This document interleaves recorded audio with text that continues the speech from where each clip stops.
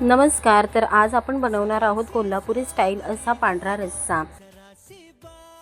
Chicken मी हे स्वच्छ धुवून शिजत ठेवलेलं आहे. त्यामध्ये फक्त पाणी टाकलेलं आहे, दुसरं काही नाही.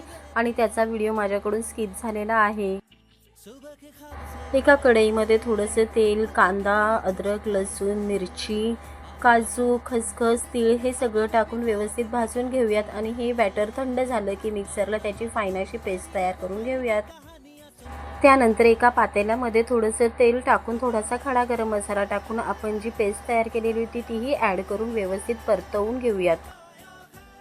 मसाला भाजून झाला की त्यामध्ये चिकनचा स्टॉक टाकून व्यवस्थित मिक्स करून घेऊयात.